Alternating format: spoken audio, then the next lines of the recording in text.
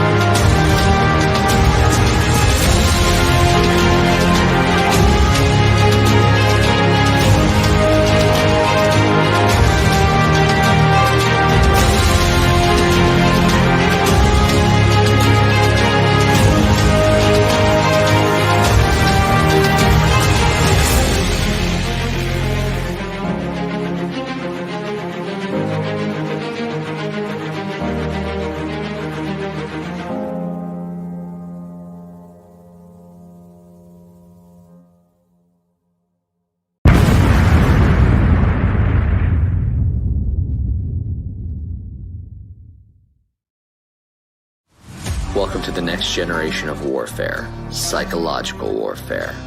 In modern conflict, the mind is a potent weapon. Discover General Michael T. Flynn's groundbreaking guide, The Citizen's Guide to Fifth Generation Warfare. Unlock tactics, strategies, and the mindset to navigate this cognitive battlefield that we all find ourselves in. Equip yourself against manipulation and emerge unscathed. Unleash your potential. Order now.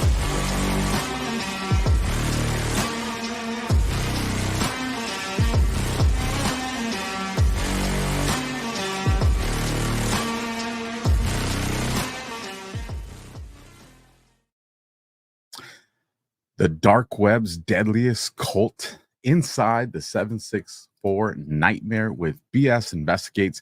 Welcome to another gripping episode of the AlphaWarrior Show, where we cut through the noise to bring you the unfiltered truth. I'm your host, Alpha, and today we're diving deep into the world most of us don't even want to dare imagine exists. A dark, twisted underworld hiding in plain sight on the internet. This is not just another story of some online trolls or harmless pranksters. No, today we're exposing the insidious reality of the 764 group, an online network shrouded in secrecy. built on manipulation and fueled by the darkest of human instincts. But what exactly is the 764? How did it grow from a fringe group of internet misfits into a highly organized and dangerous cult that preys on the most vulnerable among us? And why has this group been able to evade law enforcement for so long? To answer these chilling questions, I'm joined by none other than BX, a fearless investigator who has ventured into the heart of this digital darkness. BX has uncovered layers of horror that most of us never want to confront, let alone think about. Layers that involved occult rituals, forced self-harm, and the exploitation of innocent lives. In today's episode, we're going to peel back these layers, reveal the terrifying truths, and discuss what can be done to protect ourselves and our loved ones from the grip of this monstrous entity. This episode is not for the faint of heart, but it's a conversation that must be had. So stay with us. We're going to get to some commercials, and then we're commercial free for the rest of this content. And when we come back, I got a quick teaser and then a surprise for you at the end of this. You're going to enjoy this returning guest with BX. We'll be back in just a moment.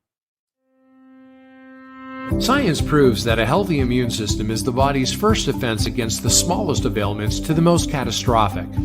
Coriolus versicolor is the most sought-after, all-natural supplement for both humans and pets to help boost the immune system. There are over 400 studies worldwide on its effectiveness in humans, including Sloan Kettering Cancer Center, MD Anderson Cancer Center, and now from the University of Pennsylvania School of Veterinary Medicine.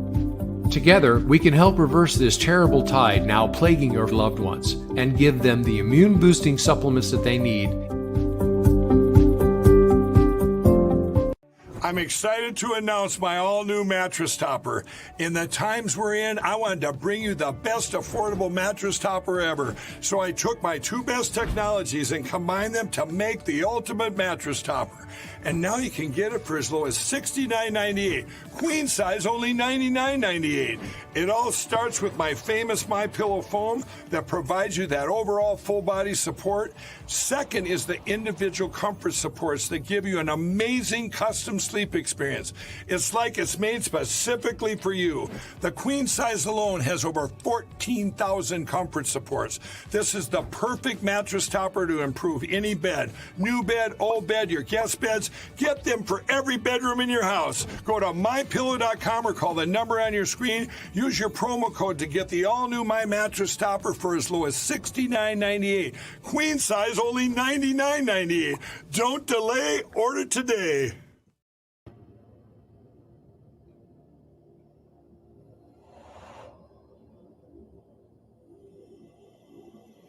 My blood went cold when I read the headline. Maniac murder cult leader charged in plot to have Santa Claus hand out poison candy to kids. They got Butcher. It was July 16th when the DOJ announced the indictment of an alleged neo-Nazi murder cult leader who had conspired to commit a mass casualty attack against Jewish and racial minority children in New York City. According to the charging documents, Butcher, whose real name is Mikhail Chikikvishvili, solicited an undercover FBI agent to execute a mass casualty attack of diabolical proportions, first conspiring to dress as Santa and hand out rice and laced candy to racial minorities on Christmas Eve, then to hand it out to Jewish school children at a later date. Butcher, a foreign national originating from the country of Georgia, was the self-proclaimed leader of a violent extremist group known as the Maniac Murder Cult. The group is also referred to as MMC. And that, ladies and gentlemen, is just a taste of what this amazing woman has put together. That's part 3. When you stay tuned at the end of this show, I got a little surprise for you. But if you're going to want more of this, you're going to want to go down in the description, click the links to follow BX, follow her different channels. She's on different platforms, and all that is down there for you guys to follow. So without further ado, let's bring on my amazing guest, BX. How are you doing, ma'am? Hey, Alpha. How are you? Thank you for having me back on. No, 100%. One, for those that don't know, you were just invited on InfoWars a few days. You killed it. Absolutely killed it. A great job. So it's nice to see, and we're going to get into this because you've taken so many attacks, the nuisance ones, but then legitimate things to bring legitimate concern. And I think it's because you've literally not just kicked the hornet's nest, like you stomped on this damn thing. That's for sure. Let's go here real quick. we hear 764, and before we get into like how it kind of came about, what does it really stand for? And as I understand it, that's kind of the umbrella. Like there's more that's kind of falls under this. Can you give us a little more insight on that? Kind of. Yeah, so 764, like the name of it actually came from the group's leader, Bradley Cadenhead, an 18-year-old from Texas. And the 764 is just the first three digits of his zip code. Pretty lame when because like, at first you're like, what are these numbers? Oh my God, they add up to 17. Oh, what does this mean? What's the occult reference? And they're like, oh, it's just this little punk's zip code. So that's pretty much that's it's funny because that kind of summarizes my experience with this group, right? And people we've talked about that a little bit, I guess, but it's funny to consider the dissonance, right?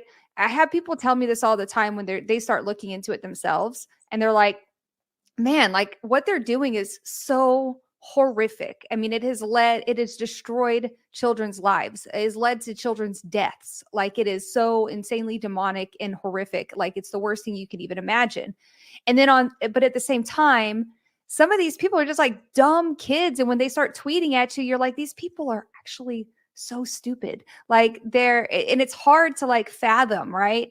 How these like kid in my a 21-year-old, so kind of a kid in my eyes, right? But these young men who are really dumb online and just kind of cheesy and corny, but at the same time they're responsible for some of the most evil things I've ever seen. And it's how do you square that away, right? So the umbrella term, in reality, it's more like, and I explained this more in my part 2 video about 764. It starts with a community known as CALM. CALM is a sprawling network of cyber criminal communities, anything from script kiddie hackers, people who do swatting and bombing, fake bomb threats for pay, and all the way up to extortion and drive-by shootings, even crazy stuff, right? So these guys, the satanic kind of subgroup, is part of that community called CALM. CALM started, I think, and there's CALM's very varied. Like there's even like script kiddies connected to Anonymous in there who you might not really consider criminals, but then there's also these other little, tentacles of it that are really horrific. And so, but they overlap a lot, but generally what connects them is that their proclivity for cybercrime. And so 764 is just one of those subgroups. There's also several other splinter factions of 764. Basically what happens is that this is, a community, an online community of degenerates. And sometimes they beef with each other and decide, I'm going to split off and create my own group because I don't like so-and-so, right? And then, I'll try to talk about 764 very generally because it's too hard to explain all of this. It's kind of confusing, right? So we just say it's an umbrella term that encompasses a number of splinter groups that abuse kids, and also try to provoke them to commit acts of terrorism in real life. So, knowing your work and watching it, and I follow you on X. And once again, audience, I'm a broken record with this, but I'm going to say it again. I'm not going to stop saying it. We're in an information war. X, formerly Twitter, is the trenches of that information war. You're not there already. Get there and make sure you're following this woman, and then follow me as well. Handles are down in the description. Let me ask you this, Bix. So how did you stumble upon the 764 group or these other groups? And was there a moment or a discovery where you're like, my God, like this is beyond, just, some misfits. Like there's a legitimate like danger here. What did that look like? yeah. So, well, I was on your show several months ago and like, wow, things have really escalated quickly, haven't they?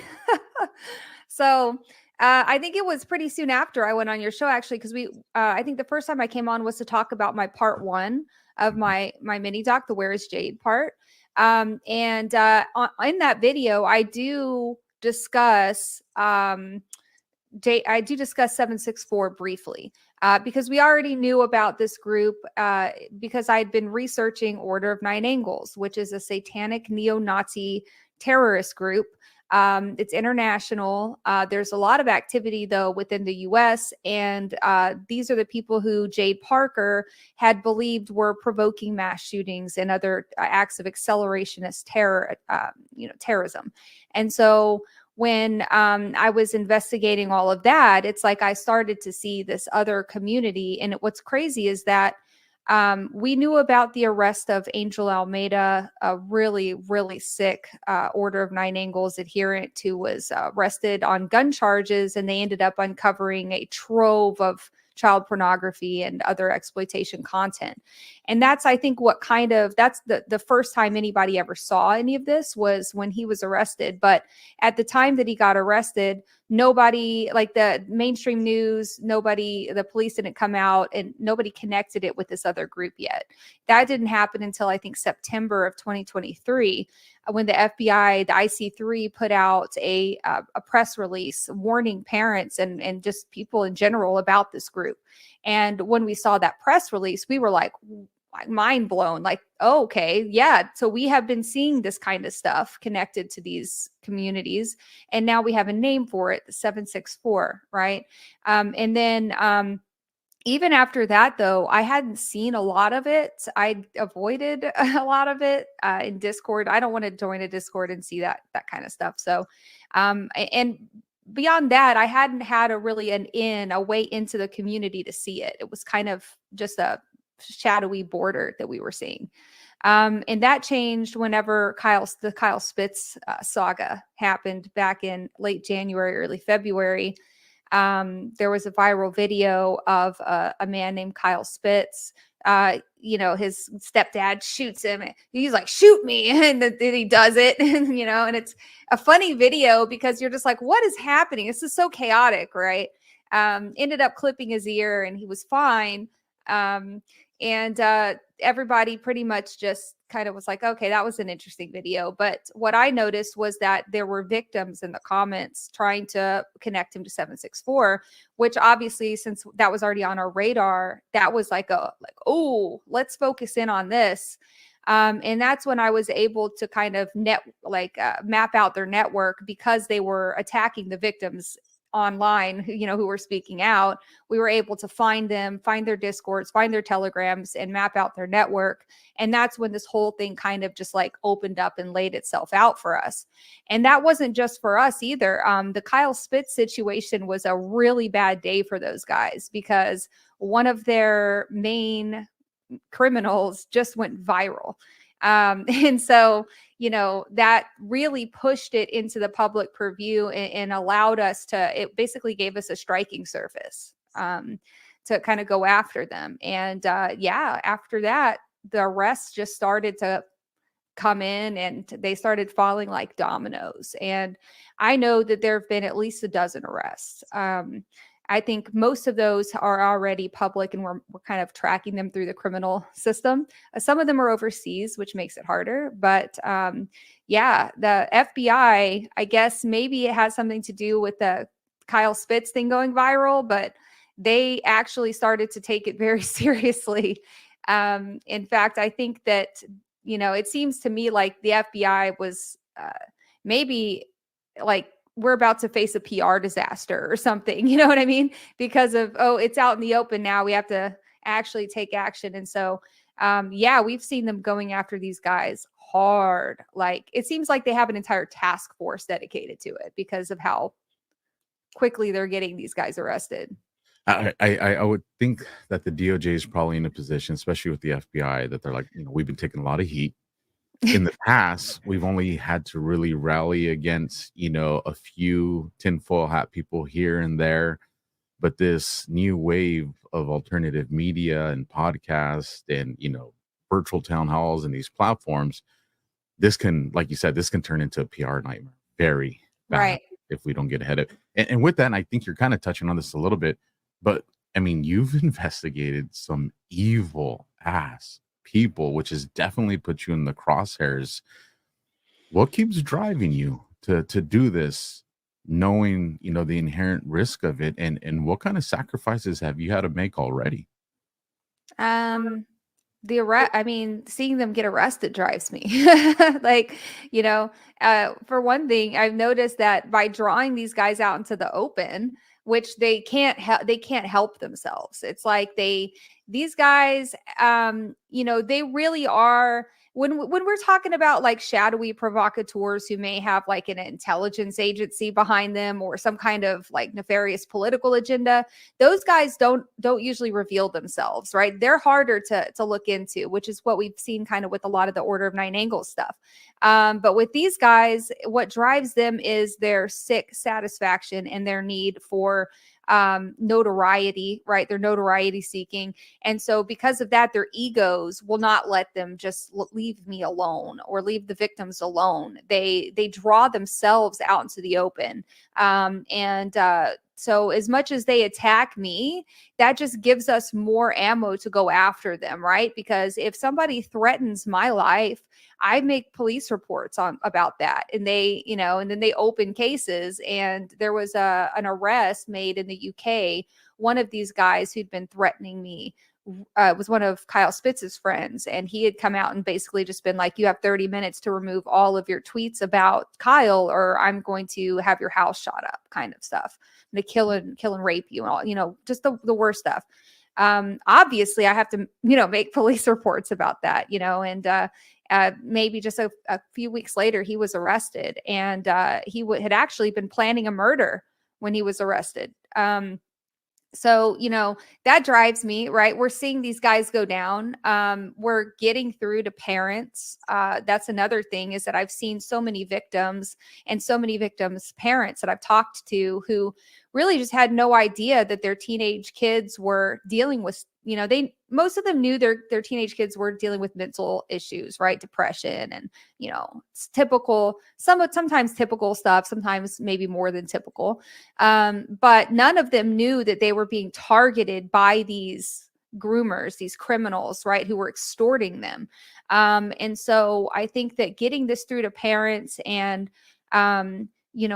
advocating for our government even to continue to put out these press releases and continue to put out these PSAs is important.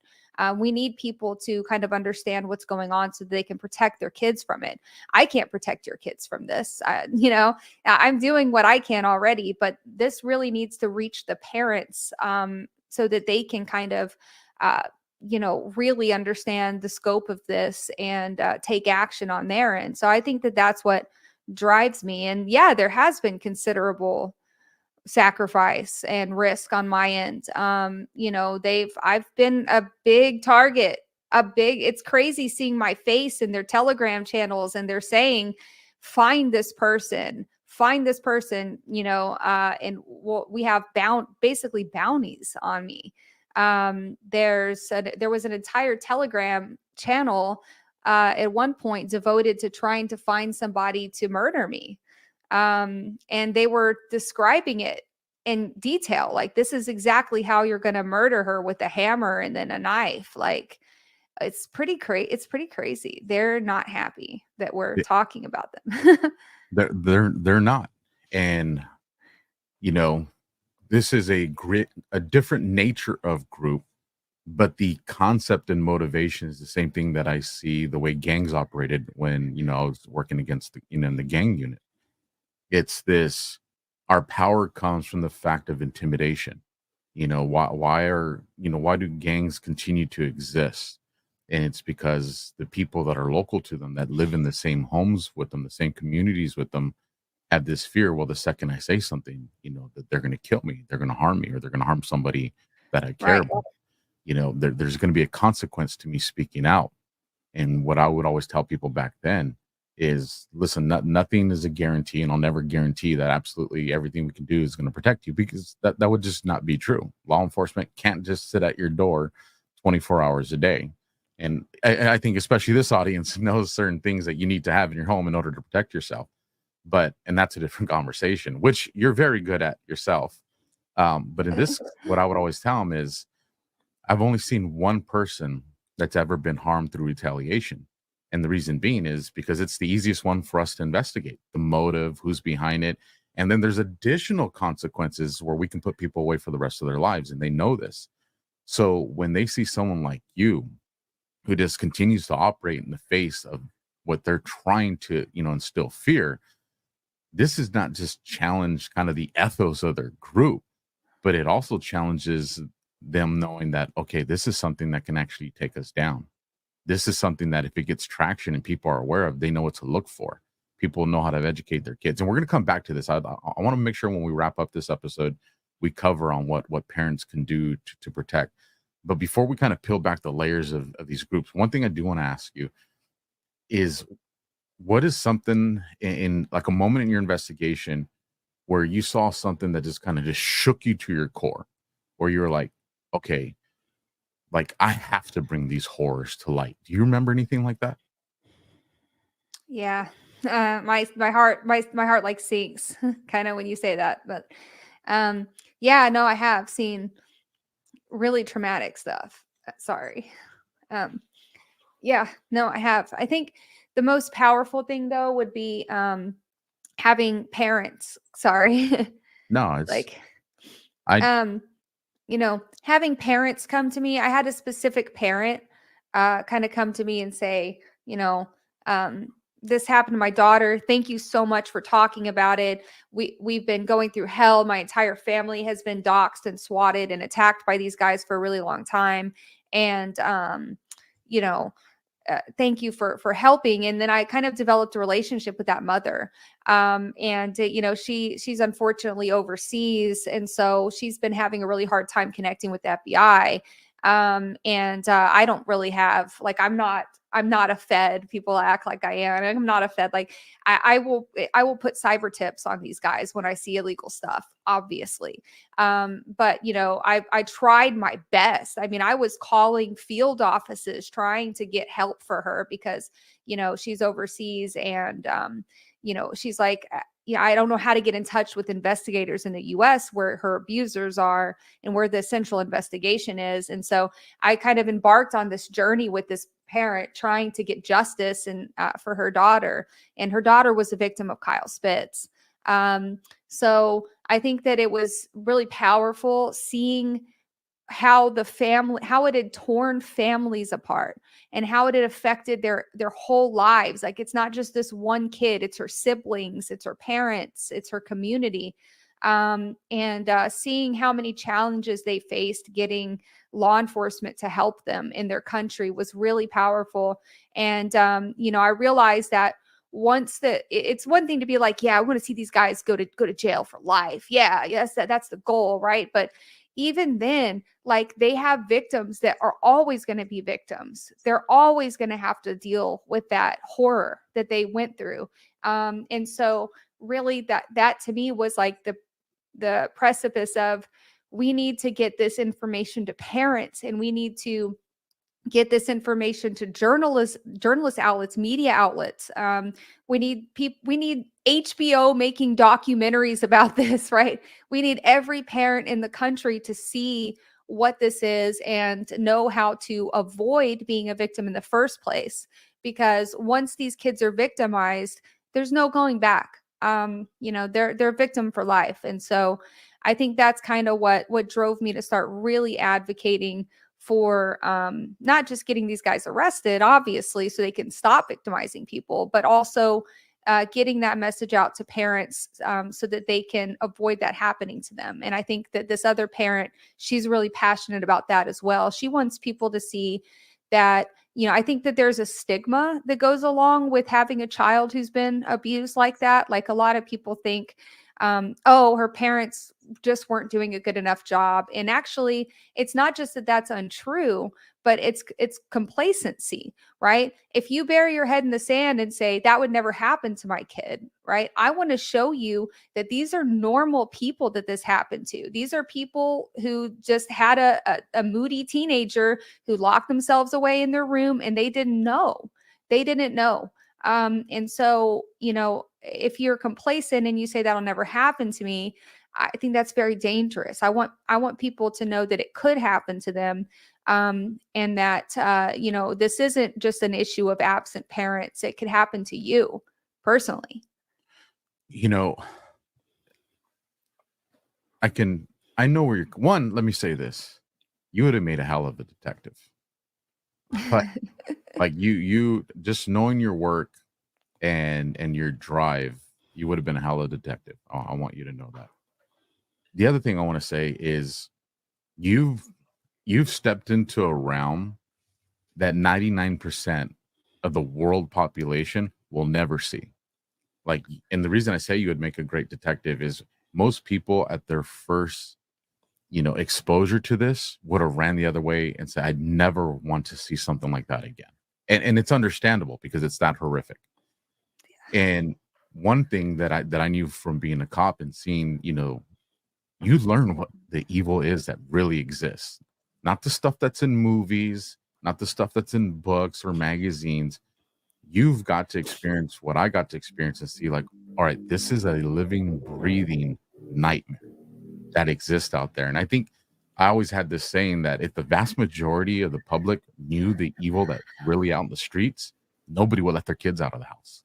Like that's how scary some of this stuff is. And then you find out that they're just as much in danger in their rooms on their phone. And it's like, how do we keep them safe? And that's the part that I really think your work needs to get, more traction behind it. And the audience is going to be responsible for helping you facilitate that. Because as a dad, as parents, we look back and we're just like, we gauge our kids, reactions, the way they're behaving, like you said, being locked in the room. We kind of revert back to when we were that age and okay, this is probably what's going on.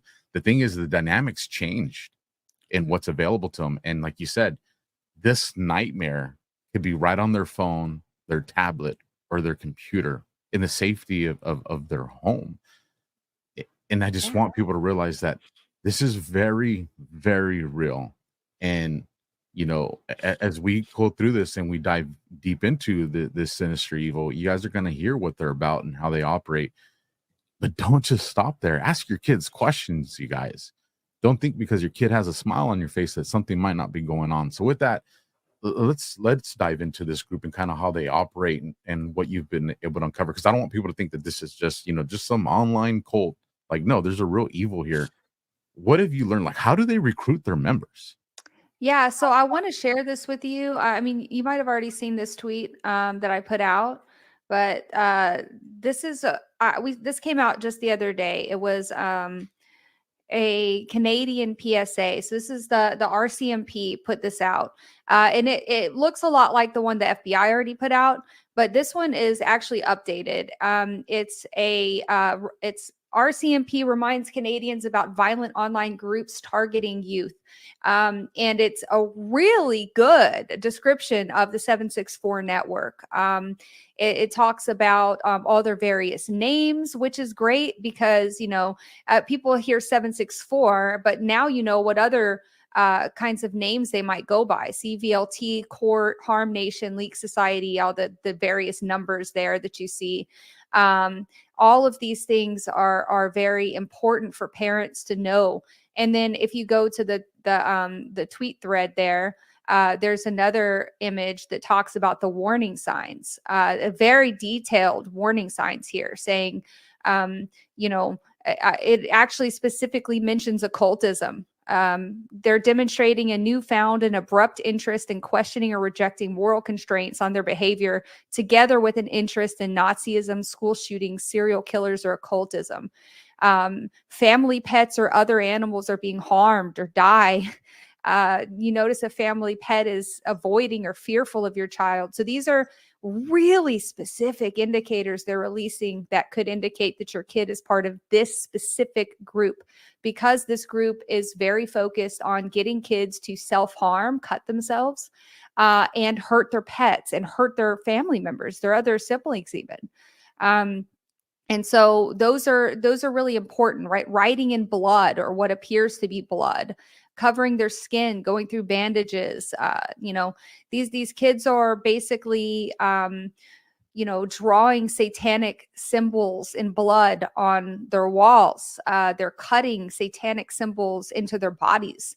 really dark, heavy stuff. But we were really happy to see Canada, of all places, put this out, and really, hopefully this drives home to a lot of parents that this isn't just some normal mood swing kind of teenager thing. Like grades are dropping, excessively moody. Some of those are normal teenage things. But if your child is drawing satanic imagery in blood on their walls, that's a pretty specific thing. That's a characteristic of this group.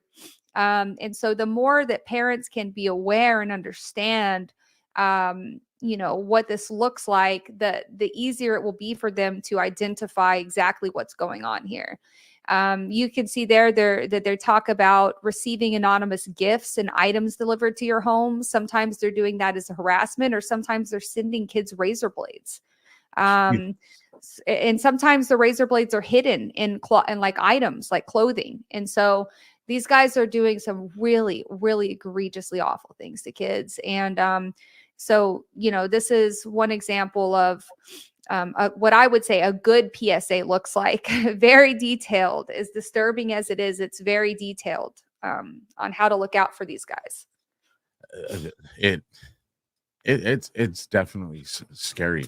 And you kind of talked about some of the occult rituals here, a lot of the satanic rituals here. Well, can you just kind of walk us through, like, what's the purpose of them having the victims do this? Is there like a gratification behind it? Does it bind the group together? Like, what's the purpose? That's a really good question. Yeah. And so there's a lot of different kind of theories, I guess. I don't have the absolute answer, but I can tell you that I believe that kind of satanic imagery and that those edgy kind of aesthetics, they serve, first of all, to be like, so this group is focused on being the most disgusting, most sinister, evil that they can be, right? They want you to torture your cat, right? They want to force you to torture and kill your cat. Like, these guys are sick. They are trying to convince kids to commit suicide on camera. Okay. Like, they drive to be the most evil. And so obviously satanic imagery plays a big role in that, right? Like, because how do we make that even creepier? If there's satanic markings on the body, right? Kind of Charles Manson kind of stuff, right? My personal opinion is that some of these elements sifted through farther up top with some really evil people like Angel Almeida, who was connected to Order of Nine Angles.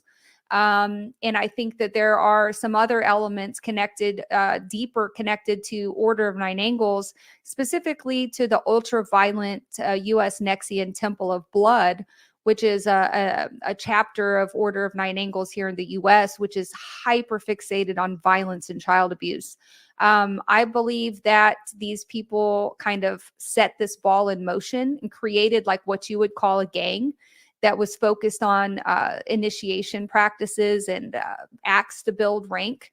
And part of those acts to build rank would include getting kids to give you this kind of content so that they can brag. And what they do is they will extort a kid. I'll walk you through the whole thing, right? Because there was a really great example of this. This maybe great's not the right word, but a very specific example of this with a person who was arrested recently named Reaper. He owned a Discord server called Purgatory, which was connected to this group. And the victim statement in the criminal complaint was very specific on exactly what he had done. He had found his victim, I think she was like 13 or 14, found her on Instagram. Convinced her to send him sexually explicit photos, and then extorted her into continuously sending him more under threats of, like, he had hacked her, he had her address, I'm going to come to your house and kill your sisters in front of you. So he was doing that. Plus he was saying stuff like, I'm going to send all of your content to your family and friends at school and, ruin your life kind of stuff.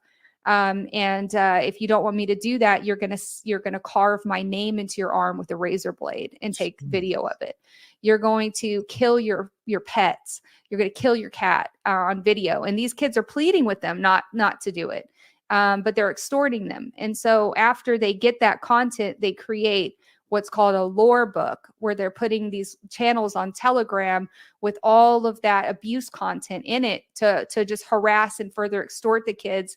And it has their name in it, the abuser's name, so they can brag about it and say, this is what I got this girl to do. I'm the best, right? I'm the most evil. And it's a competition to be the most evil you can be. And I will say, while we're on the subject of Telegram, some of these images aren't sexually explicit necessarily. However, the FBI has begun to treat this self-harm abuse material in the same way they treat child sexual exploitation material.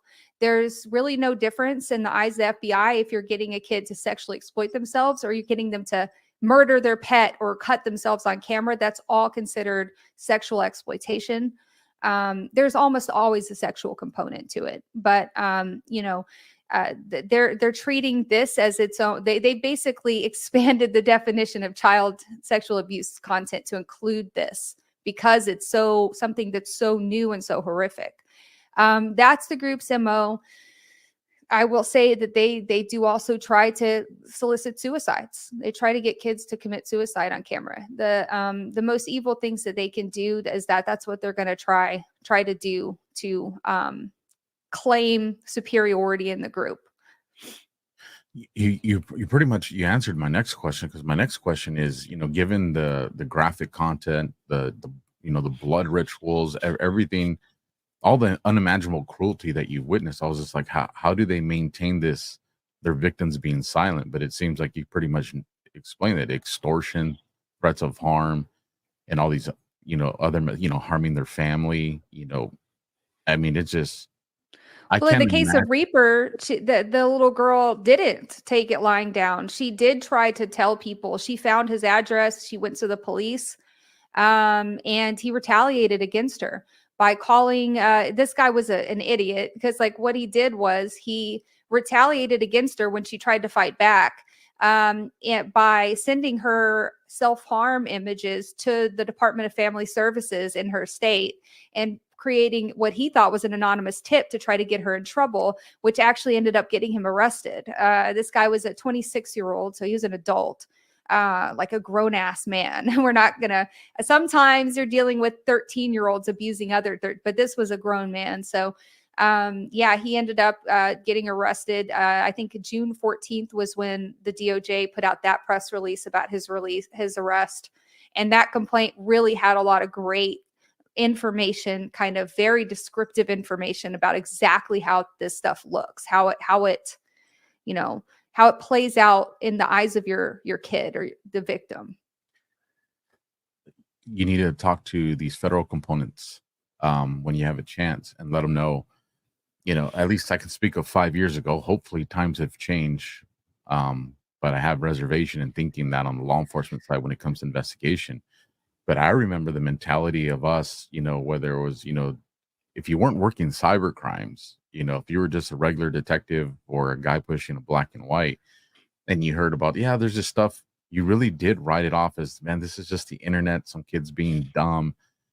I don't think law enforcement at the local level, as a majority component, understands the gravity of what this is. And man, it would be nice to see you running an organization that actually trains law enforcement that this is really going on.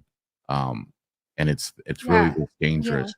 Yeah. Well, I think that's another thing that I think about a lot, because there was a situation where Alex Rosen with Predator Poachers, right? Everybody knows who that is, right? He's the one who films himself like Chris Hansening these pedophiles, right? Well, he had one. Somebody started tagging me in it, because in the video he's talking to the guy and he's saying, are these your pictures? Did you get this girl to carve her name into your arm, cut her name into your arm? And he was like, yes, that was me.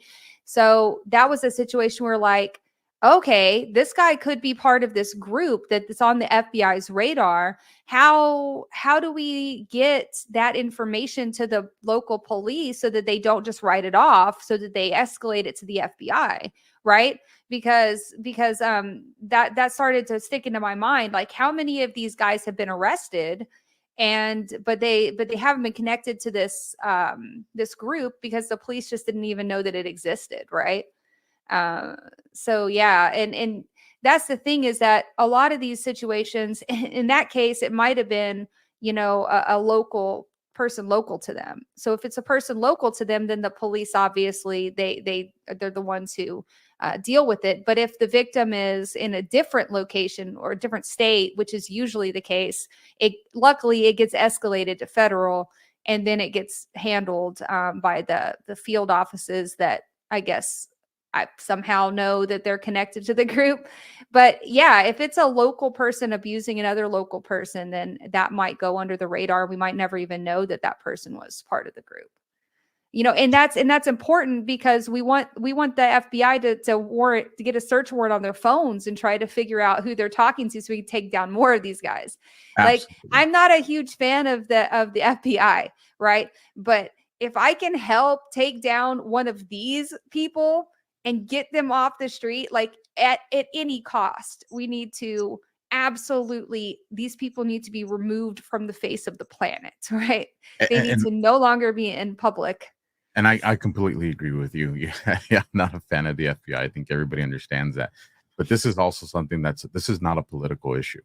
Right. This is a human issue. This is us protecting the kids. And in a lot of situations, like you explained, even adults, fall victim to these kind of, evil rings.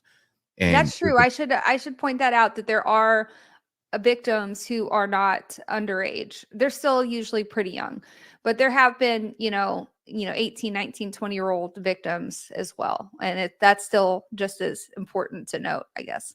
No, it is. And there's a difference between calling the FBI because my neighbor's got a couple marijuana plants, right? Or, calling the FBI because Alpha's over there tweeting stuff that's pissing me off again. This is different. Like this is something that absolutely there needs to be cooperation between, citizens and law enforcement. I agree with you completely. You mentioned Discord, and I want to talk about the tech here.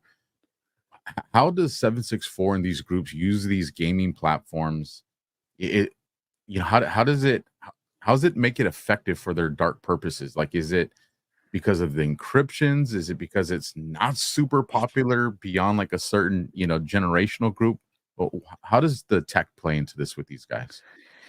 Discord is actually not encrypted. Not only is Discord not encrypted, but Discord cooperates fully with federal, investigations when it comes to child exploitation. I'd say that the bigger concern is, and I know that this is a hot button topic, but the biggest concern is Telegram.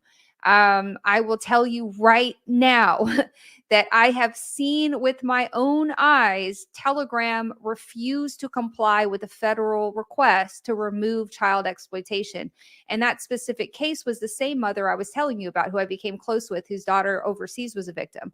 Her country's government sent a request, and it was in a group chat. So they said, sorry, right? We'll remove it from a public channel, but we won't do anything to a group chat, even though the group chats aren't end-to-end encrypted on Telegram. Like a lot of people seem to think that they are. Private chats are end-to-end encrypted, but group chats are not. And so, as far as Telegram goes, if the FBI puts in a request for Telegram, like they probably did with Crooks, right? The Telegram will say, screw you, FBI, we don't have to do anything you say. If Discord gets a request like that, Discord will comply. And so I think that that's why a lot of this stuff is more heavily focused on Telegram, because, Discord, they do comply with federal investigators. And I think that these bad guys are catching on to that they have immunity on Telegram, or they think they do. And in a way they do, because, I've seen it. There was another situation recently where you could have a murder take place on Telegram. You could watch a murder, and they could still probably not do much about it in terms of who is this person and give us their data. They're going to say no. I don't know. Like, I get that it's like, oh, free speech, but there's a line. It's not free speech produce child pornography, right? We should all be against that. It's not, there's no such thing as like, oh, they can't do it because it's encrypted. They're not doing it because they don't want to. They want to snub their noses at moderation. And my line gets drawn when it comes to child harms, right?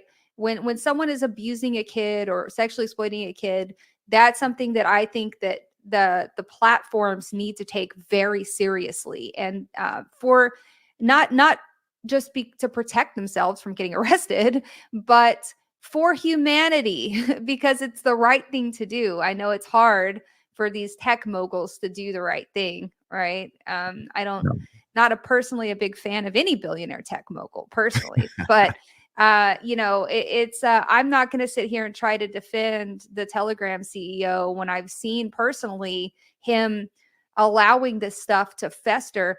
And if they weren't able to organize in the way they do, like how I described putting these lore books up full of self-harm images and sexual exploitation of kids to show how sinister they are and to further extort their victims, if they didn't have a platform to do that, they wouldn't be able to. So I agree with you there 100%. Everybody knows I have not jumped on the Elon train yet. I don't trust him. I will exploit everything he's providing for us, but I don't imagine trusting a billionaire.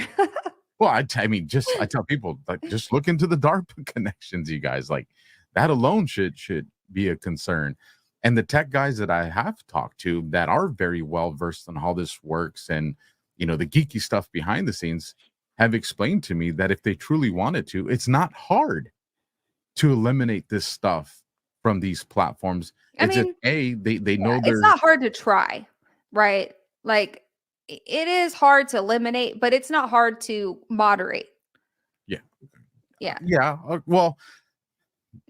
They've explained some stuff that you can make it really hard for people to get away with it for an extended period of time. Like, if somebody wants to jump on and do something, they're going to jump on and do something, but it would be easy to mitigate it fairly quickly. Right. But what they explain is they know that there's a consumer base for that. And then the other side of it, they know that there's still going to be revenue driven from the people that are against it, having content to talk about. And so they win on both sides of that coin when it comes to, revenue and viewership. And I mean, that's just disgusting to me. Yeah. I've had issues with Elon too, not being able to control, there's 764 members.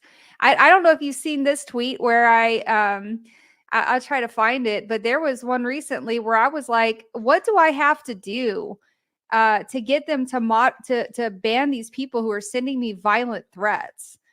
Because the threats that I was getting sent by these guys were actually so absurd. Like, it was like, I'm trying to find my post about it, because it was like the most obvious example of, illegal threats, that you could imagine. And they had sent me something saying, oh, sorry, that's, we're going to let you know that, he didn't actually break our rules against violent threats. And I'm like, what? It was literally like, I'm going to kill and rape your dead body tomorrow. And I'm like, and then you're getting these automatic, I can't find it now, but you're getting these automatic tweets, tweet responses saying, oh, sorry, our moderation detection system decided it was actually fine. And meanwhile, you're getting banned for saying stupid stuff, right? And so yeah, they're not doing that. They're not banning some of these really harmful 764 predators who are posting blood signs, like bloody sigils on walls and self-harm content. They're just not banning this. Like, why? I don't understand. It's got to be an AI thing that's screwed up. But they're definitely not doing the best they could do. I would say that the difference between, and so I get a lot of people saying that, well, why not ban? Well, how come he's getting in trouble and not Facebook and Google and Meta? Well, first of all, you're right about Meta and Google being frolicking in the meadows with the government, right? Those guys are like that. All right. So they are complying with the government, right? So yes, they are targeting him because he won't comply with the government. And that's bad too, because in some ways, when they're trying to force them to put a backdoor toolkit, or so, I don't agree with any of that. But Meta and Google and stuff, like, they at least are making efforts. Like, they have entire divisions devoted to child safety where they work with watchdogs like NCMEC and other countries for requests for removal, and they take it very seriously. So you can't fault you can fault a platform, but you can't legally fault a platform if they're at least complying with laws and trying to moderate the content, right? But in the case of Telegram, they're refusing to comply with laws and refusing to moderate the content. And that's the difference. The difference is that they're not even making a good faith effort. I hear you. I hear you. And And that's it's frustrating. I don't want to rant about that, but it's like I've seen deaths that you can't do anything about it. Like, what? Seen, like, child exploitation content that we've reported that they just won't remove. I understand the frustration. I haven't had to deal with it to that extreme, but I've definitely dealt with the frustration when it comes to X. And it's just like, they're creating these duplicate accounts of my profile and private messaging people for, financial scams. Like, I'm telling you that that's not my account, which you guys have verified. The people that they're trying to victimize have messaged you. How are you saying that they haven't violated any policy measure yet? And that's just something that's a financial crime. That's not even the gravity of what we're talking about here. Speaking of the gravity, I mean, you've seen the psychological toll that this has on the victims. And I know that this is just limited to your experience, but I think you're definitely an authority on it. From what you've seen on these victims and your research, is there like a psychological profile, or is there a visual profile of like the victims that they're targeting or looking for? Yes. So the way they're finding these kids, there's a few different ways. One of them is through communities like Roblox and Minecraft. They're targeting kids on Roblox, Minecraft, and Discord, and Steam, even gaming platforms that they can use to connect with people. And a lot of people don't realize that on like games like Roblox, your kid can interface with the public. So just like strangers might come up to your kid and try to, groom or exploit them, strangers can come up to your kids in some of these multiplayer online games and talk to them and chat with them and send them links to Discord servers where they can, be abused. And so I think that that's a really big thing that we need to make parents aware of.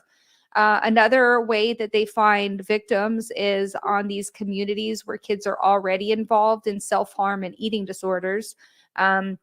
I've had a big beef about this on Twitter because Twitter has the ability to suppress hashtags or to use hashtags to find communities that need to be banned.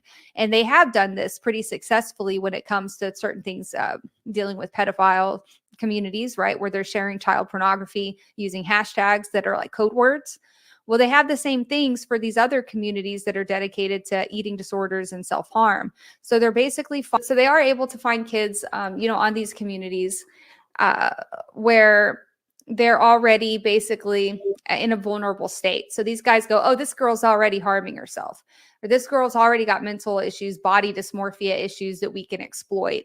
And so they definitely do use that kind of thing to find their victims. And I've advocated a lot for places like Instagram and Twitter or X to take note of these hashtags and start banning them, because they are breaking their TOS policies of posting self-harm content. And not only are they breaking TOS, and I'm just kind of being like, oh, get them up because they're breaking TOS. No, they're very, very obvious targets for these predators. And these are mostly underage kids, like 13, 14-year-old girls who are already vulnerable. And if you're not moderating that on Twitter, you're creating a victim pool that these guys are using to exploit and find new victims. That's how they're finding them. And so I would love to see Twitter start actually taking things like that seriously and, paying attention to people like me who try to loudly, make people aware of this. But it's also, that's hard too, because, right, I don't want to say, hey guys, this hashtag is being used for XYZ, because I also don't want to send people to that content where they might see something that, obviously you don't want to see kids cutting themselves. It's pretty awful. Some of it is really awful. And also, we want to get these girls help, but we also want to let, Help X be aware that this is happening. And I just don't know the best way to do that, because it's impossible to get in touch with anybody at X. Nobody's listening to me. So that's something that needs to change. And I'm concerned because, I mean, there is a massive amount of porn that's being flooded into X. And my concern there is that creating camouflage to increase the activities of what these guys are doing, because there's this abundance of this other stuff that kind of, pulls a veil over the more sinister stuff going on over here.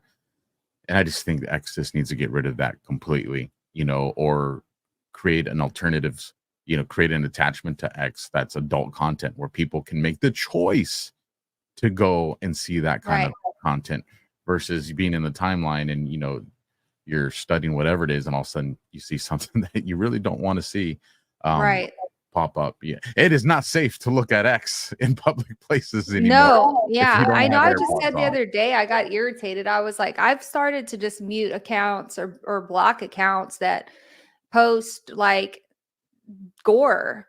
Like, I've seen a lot of gore sharing, and it's like, I'll just be like going through my feed, and then all of a sudden some dude's getting his head blown off. And I'm like, like, I don't know why they wouldn't even do us the courtesy of putting like a sensitive content warning, like, not to be like a pussier about it, but like, no, I don't want to see that shit at 7 a.m. in the morning. I'm drinking my coffee. Like, I think that's it's the same thing with porn. Like, when that was bad, I don't want to see porn when I'm like scrolling through my For You feed. And it's not an issue of freedom of speech. It's a user preference, right? Your users don't want to have to deal with that. They don't want to see content like, and the more that I say, like, I'm not interested in this, or I flag it as something that I don't want to see, it doesn't even stop them from doing it. So, and there's a greater danger that exists long-term as well, the psychological impact of society. Now, I want to get into the society part here. Is you start desensitizing society to viewing that, it starts to become a norm. And that is absolutely insane with the stuff we're talking about. So speaking of like the societal impact, does the existence of these groups like 764, in your opinion, does that reflect like a larger issue in our society? Is it a rise in extremism? Is it a breakdown of the community? Is it a, digital infrastructure failure? Like, it's all of those things, we basically just, I think that the biggest impact is, giving children unbridled access to the internet was a huge mistake. The internet is great. It's changed the world. It's pivotal to modern life and to infrastructure, right? But the toll that it's taken on our kids and our youth's mental health, and the way they view society, the way they view their peers, their neighbors, their fellow humans, and of course, to a lesser extent, adults as well, right? But adults have more fine-tuned decision-making skills and rational thinking and critical thought, so we can. Well, some of us do, but for the most part, adults are mature enough to see content and decide if they want to believe it or not. But kids are so impressionable that it's so easy to get these youth, young adults addicted to social media feeds, to get them desensitized to violence and hatred. And I think that the mental health impact to the world is way more significant than we were willing to acknowledge when it comes to the effect that that's had on our youth. Yeah. There's times where I just want to be back in law enforcement so I can just rally everybody behind this and just be like, here's the threat, let's get her done. And speaking of that, and then I want to get to some questions from the audience side for you. Your investigations, I know, are far from over. The drive and the passion is definitely evident for you. Can you kind of give us an update on, where things stand now for you in your investigation? Any new leads or developments that you might be working on? Just kind of give us an update on like where are you at right now with things? I keep teasing people at the end of my videos that, like, we're going to get into some situations where I've seen these kinds of communities kind of insidiously embedding themselves in right-wing spaces. I think that it's actually, there's something that I've been working on, and I don't know if you've been familiar with that story about the Virginia Kekwa militia. This is a story by Ford Fisher, where basically this prepper community, this militia in Virginia, great guys, just normal law-abiding people, right? Very non-problematic. But they had a person try to join their community who was trying to get them to start building explosives, get them to start talking about illegal stuff. And they whistleblowed it and said, hey, this guy's not one of us. We don't know who this person is or why they're in here trying to provoke violence, but we're not about that. We're a legal prepper community. Well, it ended up that this guy, after the media story came out, the guy got arrested by the FBI. It turned out that he was manufacturing ricin in his laundry room and distributing explosives. So it gets worse because he was a federal employee working with DOD clearance, and he had printed this stuff off of his work computer, and now they're letting him off with a plea deal. And we're like, I'll send you the story. It's crazy, right? But the reason I brought this up is because we've been seeing these other people associated with the Order of Nine Angles, we talk about 764. 764 is like a puppet of these larger organizations who are trying to spread evil and try to collapse America through accelerationism, right? Well, we've seen some of those spookier people infiltrating online militia spaces, online Second Amendment communities. A lot of these, what you would call ANCAP, like anarcho-capitalist communities, right? Or like super far libertarian types. Those guys are also being infiltrated by these people who are trying to provoke them to violence. Don't fall for it. If you see somebody spurging out about violence against XYZ, maybe mute that account. If you see them trying to tell you to build an unregistered automatic weapon, maybe mute that account. Okay. These aren't good. These aren't your friends. Okay. These people are not good. And so what I started to notice, this is exclusive for your audience. I guess I haven't really talked about this yet because I think a lot of these people are attacking me right now behind the scenes and trying to harm me because they don't want to be exposed. But a lot of these people I had mutuals with, and I saw my mutuals interacting with these people. And so I started to look into them and realize that I was able to connect a couple of them to Order of Nine Angles directly. And I was like, so then, but of course this was a few months ago and nobody had really heard me talk about the stuff yet. So they weren't trusting me. They're like, oh, we don't know what you're talking about. But and I'm like, that's why I've said, like, if I warn you about somebody, like within the scope of my investigation, listen to what I'm saying, bro. Listen to me, okay? Because it might be a case like this one where I can't put out the information just yet because of, it's dangerous to me. Plus, I don't want to, if there is an investigation going on, I don't want to compromise that, right? But just trust me, everything will come. You'll see it all. All the information will come out. But if I tell you, hey, this person is in your community and they're no good, you should really listen. I know I hate to be that person, like, trust me, bro, but like, dude, I wouldn't just say it. There are people who are trying to wrap the right wing up into some kind of new January 6th. It's an election year. Don't be dumb. Don't fall for it. Anybody online at this point who's actively promoting violence or criminal activity is not your friend. Do not fall for it. So that's kind of what I've been working on now. That's my next angle. It's a sketchy one. Well, I will say this. I will definitely put my name behind BX because anytime she's come to me with someone and I've looked into it, she's been right 100% of the time. She's never missed the mark.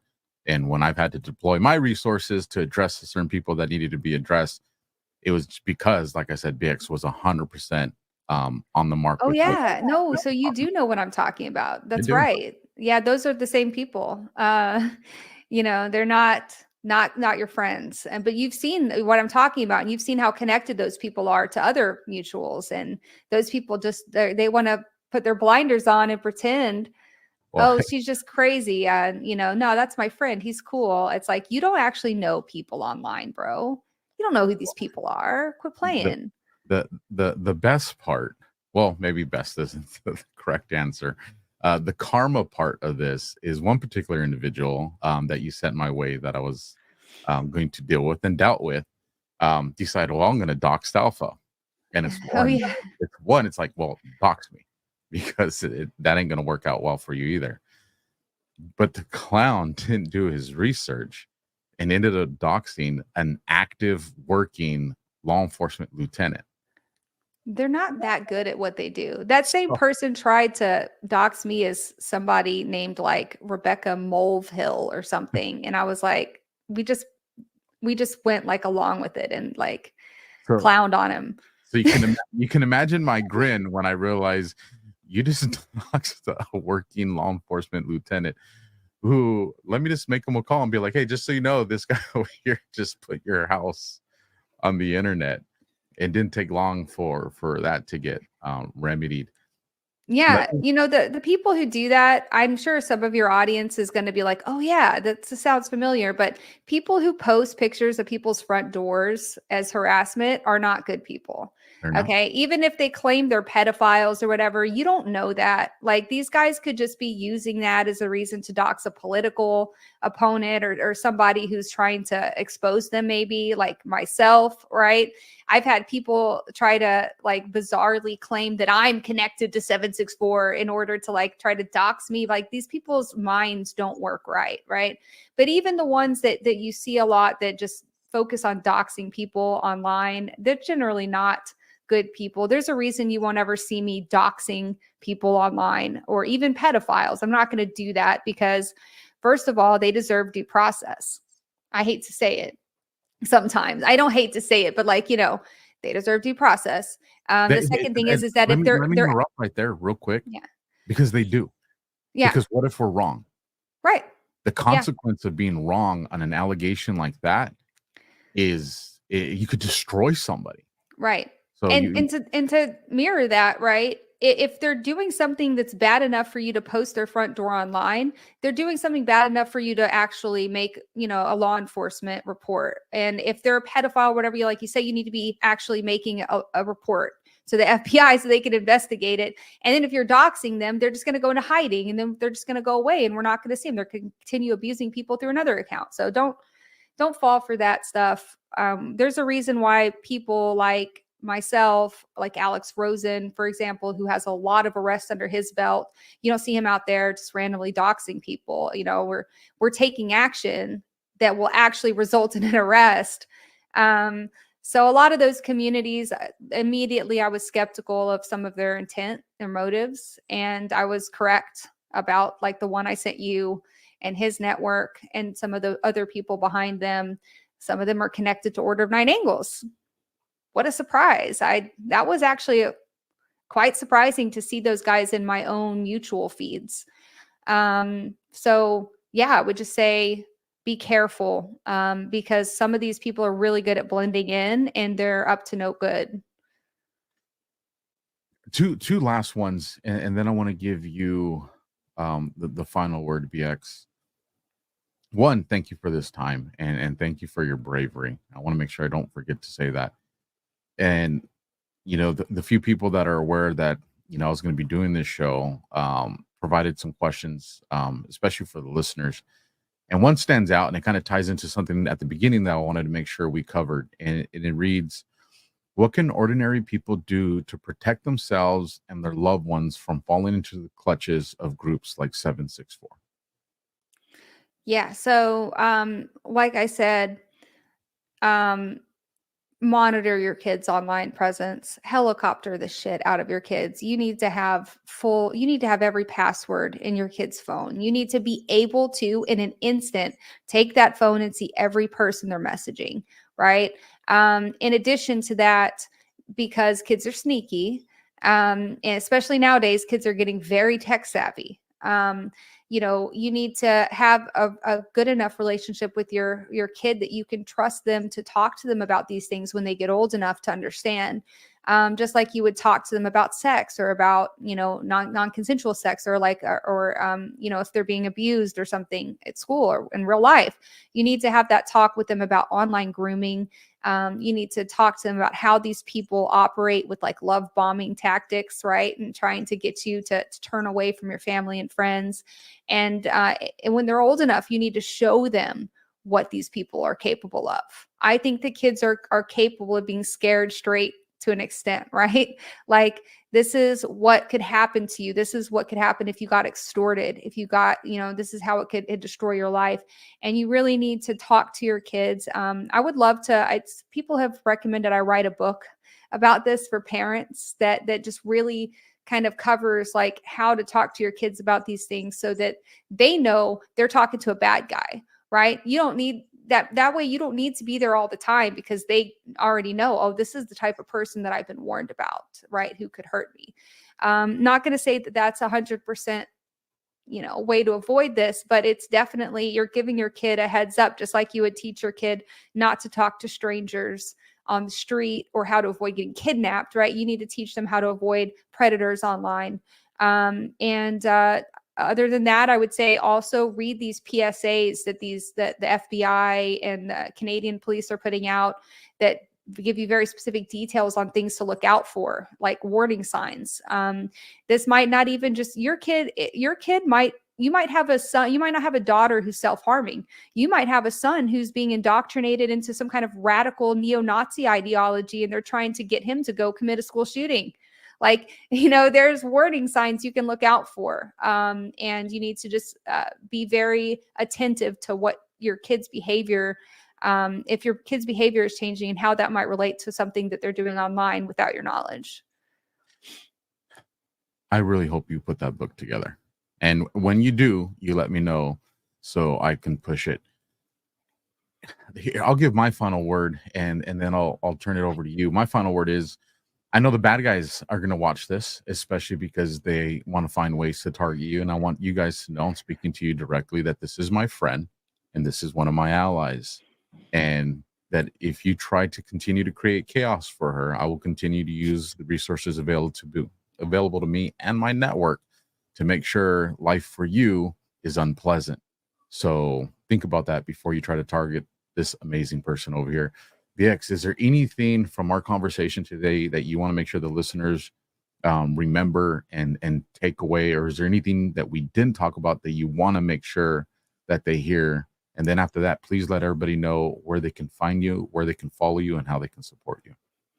I would say, I know it's a really dark topic, and I know it can be very upsetting. Thank you guys for listening.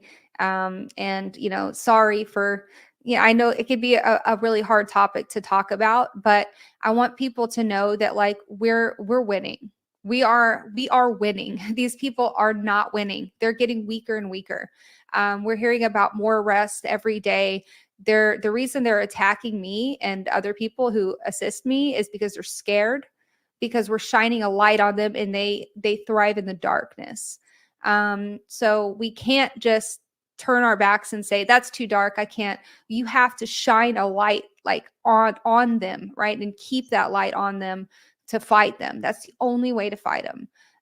Because these people really only have power in the shadows. So I think that, like, if I could end with a message of hope, it's that we are winning and we are going to win. We're not going to let up. We're not going to stop exposing these people. We're gonna keep going until to keep the upper hand, because we're talking about our kids. There's nothing more important to our country than our children.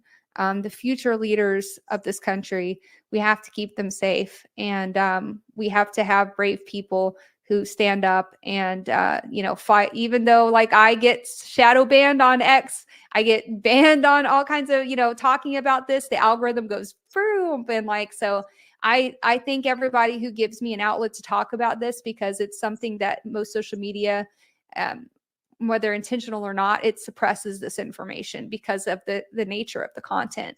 And that's another way we've got to just be brave and keep talking about it, despite the potential consequences, I guess, to our reach. And, you know, for me, it's in despite of the threats and all the harassment and stuff that might come my way, we have to keep the light shining in these dark corners so we can keep fighting it. Absolutely. BX, you're an amazingly courageous person. And you know, one, you're a badass. And when people go to follow your profile, they're going to know exactly what I mean by that. But I want to make sure you tell everybody, where can they follow you and how can they support you? Yeah. So follow me on X at BX_on_X. I also have a Rumble channel and a new YouTube channel. I'd really love to see everybody go subscribe to my new YouTube channel.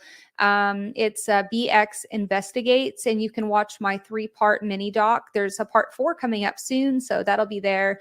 I like the YouTube because it's like allows me to have like a very curated place where you can go and watch all of these things that I put together. I've spent a lot of time putting these videos together. So please go watch them and share them with parents who you think could benefit from the information. Absolutely. You guys, this has been the AlphaWarrior Show. We ran the content portion of this commercial free. So 2 things. One, I told you I had a surprise at the end of this. That surprise comes after we close out with these commercials. So stick around for the end of the commercials. And what is that surprise? You guys are going to get to watch part 1 of the series that BX has put together. And trust me, when part 1 is done, you're going to be clamoring for more knowledge because the content is hard, but you're going to want to know.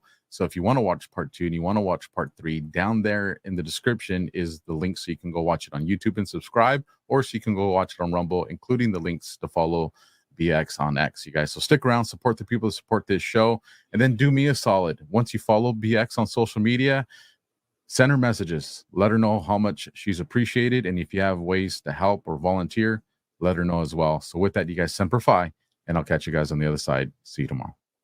Thank you, guys.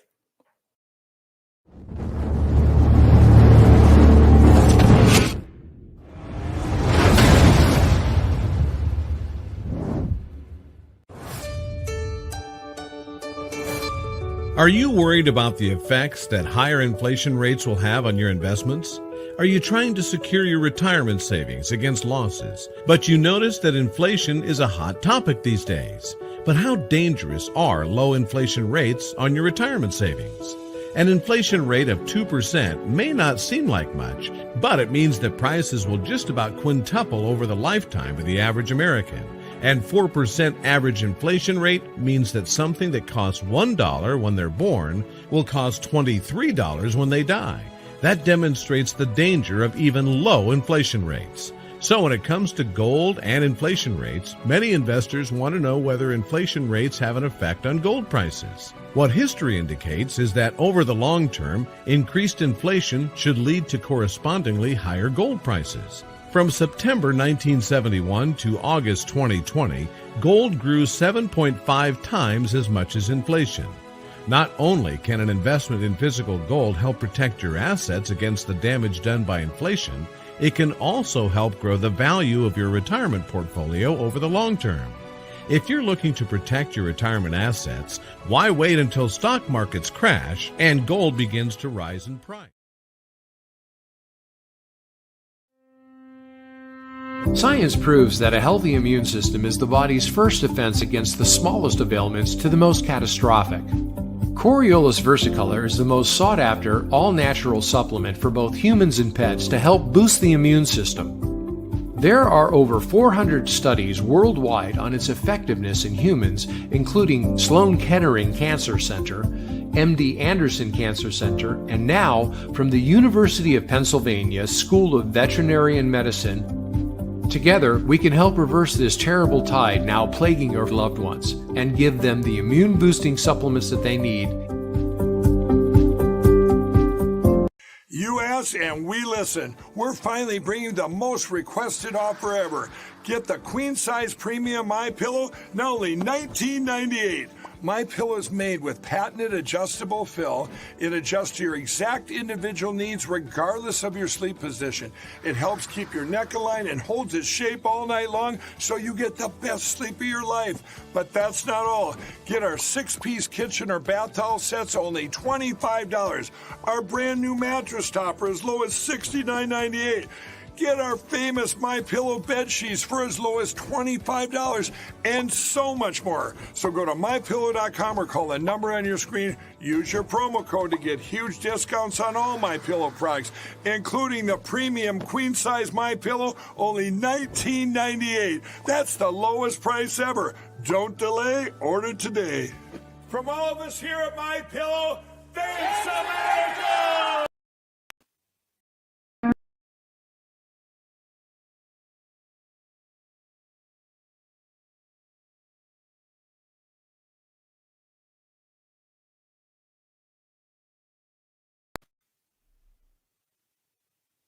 In August of 2022, I was researching the mass shooting at a 4th of July parade in Highland Park, Illinois, along with 3 other open-source intelligence researchers, when I stumbled on an unheard article written by Nama Cates about the alleged shooter Robert Crimo, and I decided to DM her. Nama is an ex-Hollywood actress who hosted a podcast called Incels, in which she interviewed various members of the fringe involuntarily celibate or incel movement. Nama was also interested in researching mass shootings. In our early conversations, she referenced her friend Jade, who had many of the same beliefs as me, specifically that some recent mass shooters were being provoked and groomed by a rising terrorist threat known as accelerationism. Accelerationists, as I understood them, were a decentralized group of domestic terrorists, bound by their shared desire for societal collapse, after which they hoped to install a fascist regime in the smoldering ashes of the West. Functionally, these people are provocateurs who infiltrate various extremist movements and incite its members to commit acts of violence and destruction,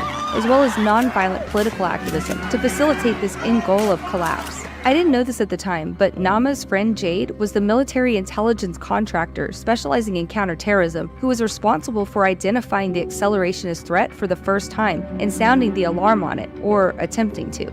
Sometime in late 2022, Jade penned a series of tweets claiming she had used her research in accelerationism to identify the person who planted the pipe bombs at the Capitol prior to the January 6th riot. She became paranoid, her online behavior became frantic and erratic, and she put out a document online which she called a dead man's switch. And then, shortly after that, Jade vanished.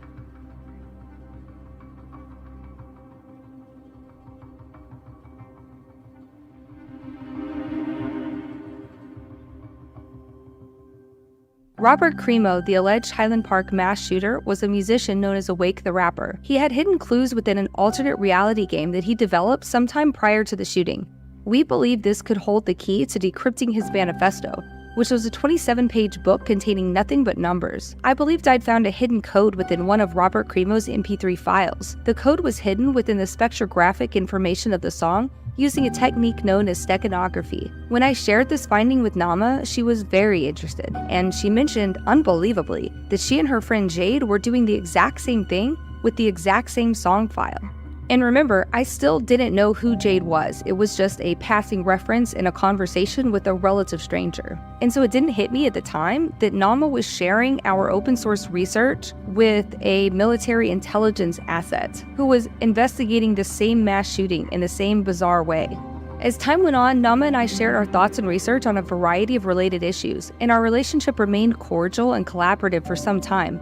That is, until I decided to venture inside the incel forum she so frequently mentioned and have a look around for myself. What I found there, beyond the rampant pedophilia and the deranged glorification of mass shooters and terrorists, was something much darker. This internet forum appeared to be harboring the very same accelerationist provocateurs that Nama and I had been discussing. And despite all of our discussions about domestic terrorism and mass shootings being incited by these same terrorists, Nama had been defending this website to me for months, whitewashing what was going on in there and attempting to downplay it as a hangout for harmless misanthropes. As I pushed back at her on this in our private conversation, she began to reveal to me that she wasn't just an impartial podcaster after all. She was a part of the so-called CVE, or Countering Violent Extremism community, a group of academics who compete for various grant opportunities to conduct research on extremist groups and share data with the government counterterrorism agencies. Our months-long conversation had quickly gone from cordial to hostile as I began to unravel the shadowy operations being conducted by Nama and her colleagues within the Incel Forum, some of them funded by the U.S. Department of Homeland Security TVTP grant program. That rabbit hole eventually led me to the DHS-funded censorship of the manosphere, which is a topic that warrants a completely separate video. As our conversation reached its boiling point, Nama revealed to me that the Incel Forum, a website full of extremists inciting quote-unquote incels to commit acts of domestic terrorism, specifically mass shootings, is a honeypot operation subjected to constant law enforcement monitoring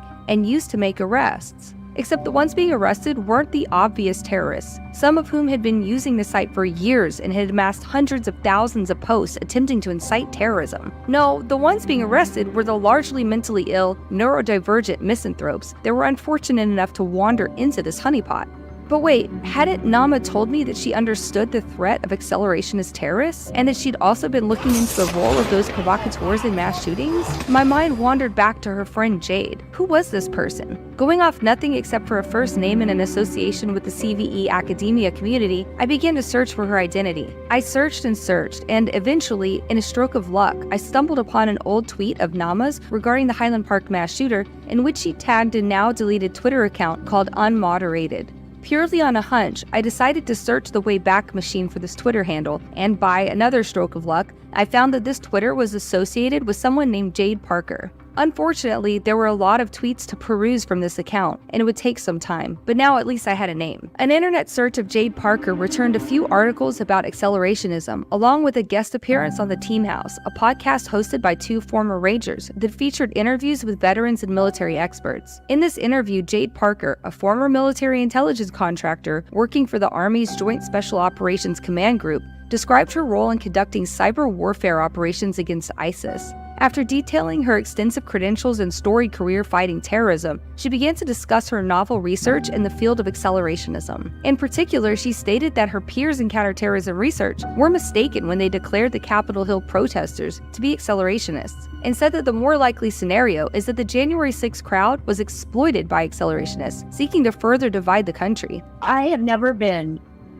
more terrified when I figured out a lot of stuff that these guys were doing, and no one believed me. And no one cared. And people thought that I had gone off the deep end. Because, at the time, everyone was all about the lone wolf white supremacists. Mm-hmm.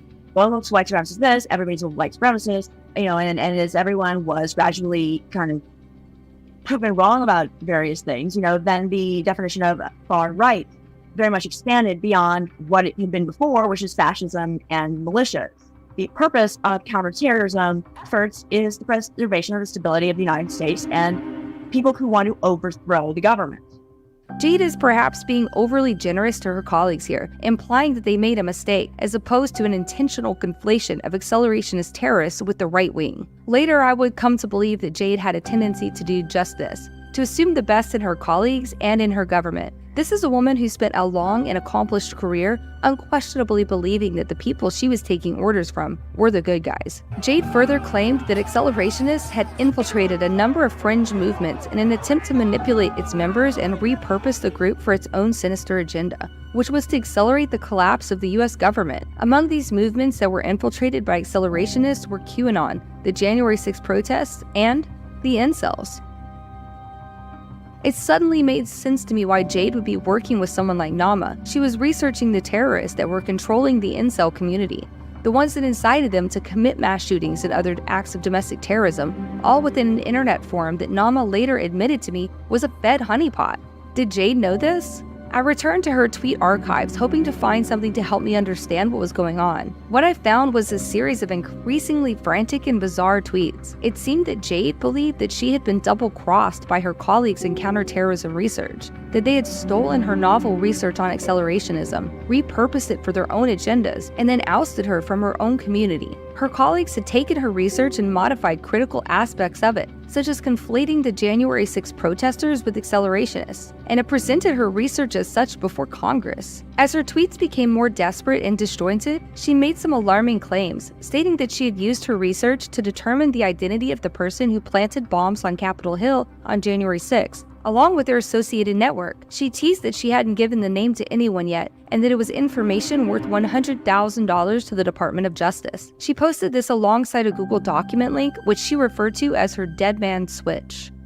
Unfortunately, the document wasn't easily accessible from the tweet archive, forcing me to click through each one individually. I was sure that I wouldn't be able to find it, or that it would have been scrubbed offline along with the rest of her tweets. But as luck would have it, in one of the JSON archives, I found it, and unbelievably, it was still accessible. And that's how I found Jade's Dead Man Switch, which she had titled The Origins of Accelerationism. Jade's writing is incredibly dense and difficult to digest, over 90 pages of it. The purpose seems to be proving that she had been the first person to identify this emerging terror organization. She had informed many of her colleagues about it, hoping that they would use their pull and authority to spread the word. She even claims to have gone to a government agency and pleaded with them to listen to her, telling them that they could stop these lone wolf mass shootings, which according to her, weren't lone wolf shootings at all, but people who had been manipulated and groomed by accelerationists posing as members of various extremist communities. But rather than helping her, Jade's colleagues stole her work and distorted it. Several of them had even created research consortiums and organizations based around her research, while specifically excluding her. These same colleagues smeared and discredited her within academia. They pushed her out the door, closed it behind her, and locked it. Then they took her research as their own and reframed it as something completely different. Now an online search for accelerationism returns articles in which it's defined as a term used by white supremacists and extremist groups to refer to their desire to hasten the collapse of society. I can only imagine how angry this must have made Jade, the original whistleblower, who was trying to make everyone understand that these people weren't white supremacists, or MAGA, or incels, but rather something else entirely. Jade was right that her research was important. It was so important that it had to be controlled. Just as Nama had said, Jade and I were on the same page without ever having met each other. We both saw mass shooters being provoked by shadowy provocateurs who didn't seem to be associated with recognized extremist groups. But in her document, Origins of Accelerationism, was one other very important aspect that I hadn't picked up on or seen mentioned elsewhere. And this is where things get extra weird.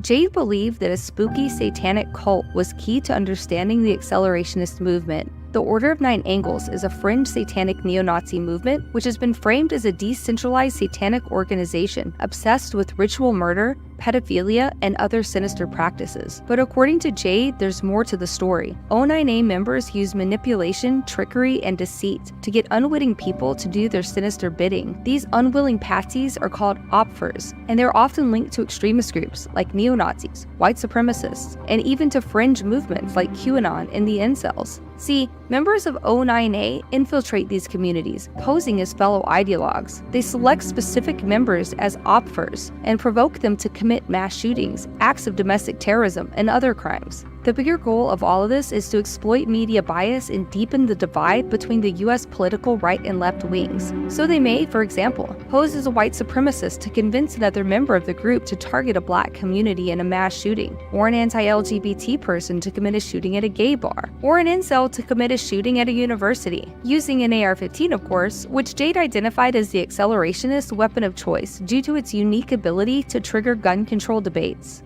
Why is there gun violence? What is the root issue? What is the root cause of it? Because that's the only way we can see it change. That's the only way we can see a change. Jade also claimed that a major component of this provocation is the use of alternate reality games. In this way, Jade says, accelerationists have convinced people that they're playing a heroic role in an extravagant tale. You may have picked up on this already, but the people most prone to this sort of magical thinking are mentally ill, neurodivergent, and other vulnerable types of people. The types of people you find lurking in strange online chat room environments, like the incel forum. Convince one of these mentally ill people that the means justify the ends. They're a hero, a martyr, that they'll inspire others with their deadly act, or that by committing such an act, they'll be initiated or revealed some deep truth. All of this lined up perfectly with the strange anomalies we've been noticing while researching mass shooters.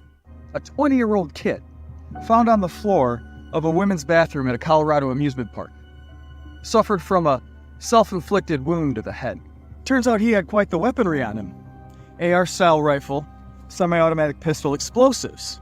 Some real, some fake. Tactical gear and body armor. And then written on the wall was this. Look, I don't know what happened to this kid, but it looks like he beat the programming. Jade's connection of mass shootings to Order of Nine Angles was a major holy shit moment for me, because I'd been seeing the same spooky Satanists attempting to provoke misanthropic young men inside the incel forum, the same forum that Nama Cates, the Hollywood actress turned Fed adjacent, seemed to be running defense for. What was really going on here? Inside the incel forum, accounts linked to the O9A posted PDFs of terrorist material related to the group. One account in particular, with the username Michael W. Ford, frequently posted links to a Discord server. The same account made posts about satanic rituals in which an incel could kill themselves and become a revenge ghost, taking aim in the afterlife against those who hurt them. He posts about ritual sacrifice, including pictures of dead dogs killed during satanic rituals. He posts links to obscene pornographic content and Lolita porn, a code commonly used in the pedophile community. Basically, this account exists to provoke incels to commit a variety of disgusting and sinister acts. It makes sense that Jade would be particularly interested in the incel community, especially if she believes, as I do, that it represents a unique opportunity to study these cult members as they perform their sinister work. But there's a problem. Something that I know, but that Jade never acknowledged. The founder of the US Nexian of Order of Nine Angles is, and pretty much always has been, a paid FBI informant.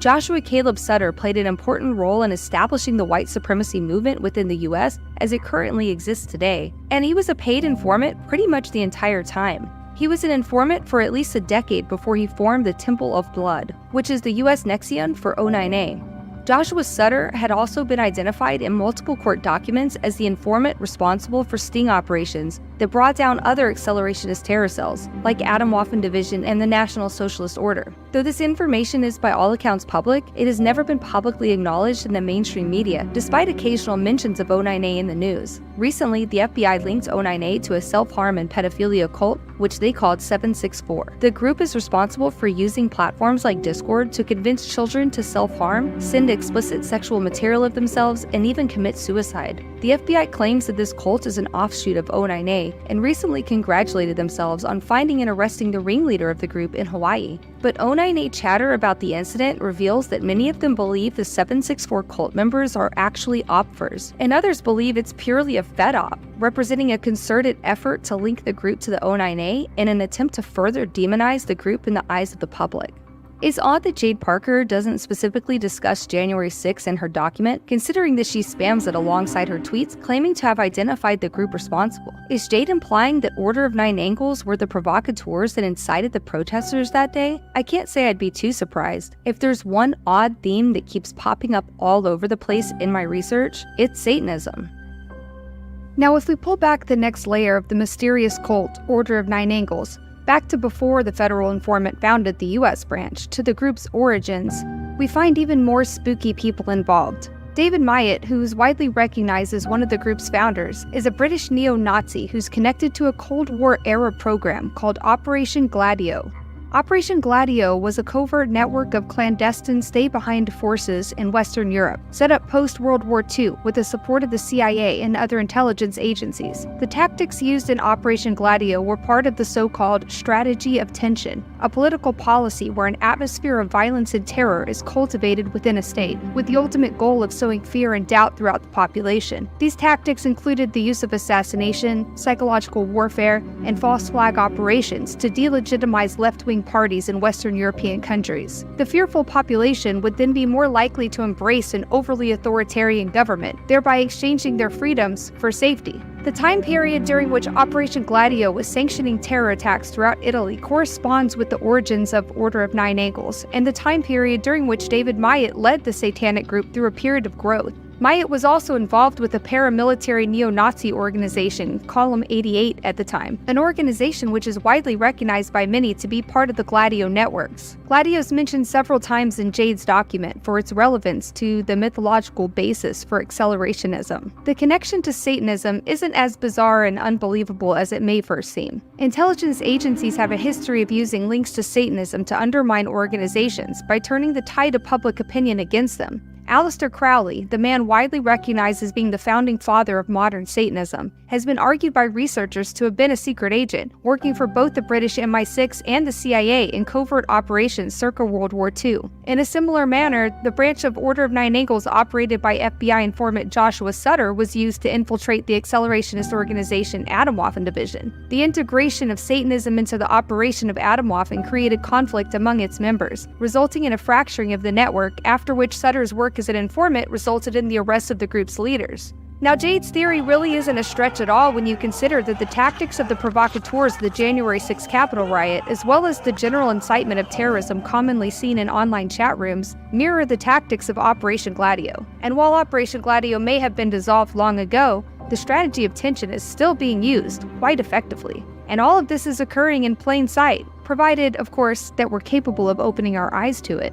Unfortunately, we can't ask Jade for her opinion on these things because her online existence completely disappeared shortly after the 4th of July mass shooting that we were both researching. According to Nama, Jade was preparing to take legal action against those who wronged her. But why would she erase all traces of herself off the internet? And why would she claim to have information relevant to the January 5th pipe bomb mystery? Such a discovery could be extremely important to unraveling what happened the next day at the Capitol. And various other sources, such as FBI whistleblower Kyle Seraphin, has speculated that the FBI may be suppressing information regarding the pipe bomber's identity.